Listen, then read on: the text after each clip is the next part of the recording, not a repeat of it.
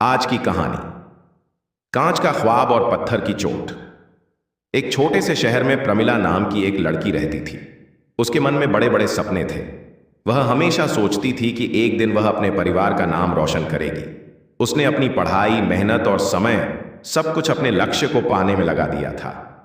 उसके सपने इतने नाजुक थे जैसे कांच का कोई सुंदर महल। प्रमिला को अपने सबसे करीबी मित्र पर बहुत भरोसा था। वह हर बात उसी से साझा करती थी। जब भी उसे किसी निर्णय में कठिनाई होती, वह उसी की सलाह लेती।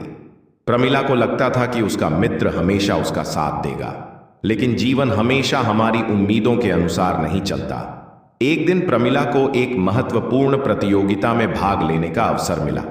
उसने महीनों मेहनत की थी। उसे पूरा विश्वास था कि उसका मित्र उसकी मदद करेगा। लेकिन प्रतियोगिता के समय उसी मित्र ने उसके बारे में गलत बातें फैलानी शुरू कर दी। लोगों का विश्वास डगमगा गया और प्रमिला का मन टूट गया। उसे लगा जैसे उसकी पलकों पर सजा हुआ सपना अचानक बिखर गया हो। कुछ दिनों तक वह बहुत निराश रही। उसे लगने लगा कि अब जीवन में कुछ नहीं बचा। जिस व्यक्ति को उसने अपना सहारा समझा था, वही उसकी कमजोरी बन गया। वह खुद को टूटा हुआ आईना समझने लगी, जिसके टुकड़े हर तरफ बिखरे पड़े हों। एक शाम वह पार्क में अकेली बैठी थी। तभी वहां नवनीत नाम का एक वृद्ध माली आया। उसने देखा कि प्रमिला उदास है। उसने मुस्कुराकर पूछा, बेटी, क्या हुआ? प्रमिला ने अपनी सारी कहानी सुना दी। नवनीत ने पास लगे गुलाब के पौधे की ओर इशारा करते हुए कहा, क्या तुम जानती हो कि यह गुलाब इतना सुंदर कैसे बना? प्रमिला ने सिर हिला दिया। नवनीत बोला, इसे धूप भी सहनी पड़ी, आंधी भी झेलनी पड़ी और कांटों के बीच भी जीना पड़ा।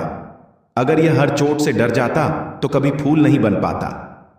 ये शब्द प्रमिला के दिल में उतर गए। उसे समझ आया कि असली ताकत सहारों में नहीं, बल्कि स्वयं पर विश्वास करने में होती है। उसने फैसला किया कि वह अपनी हार और धोखे को अपनी मंजिल के रास्ते की बाधा नहीं बनने देगी। अगले दिन से उसने फिर मेहनत शुरू कर दी। इस बार वह किसी और के भरोसे नहीं थी। उसने अपनी कमजोरियों को पहचाना, खुद को मजबूत बनाया और पूरे आत्मविश्वास के साथ आगे बढ़ी। कुछ महीनों बाद उसी प्रतियोगिता का दूसरा चरण आयोजित हुआ।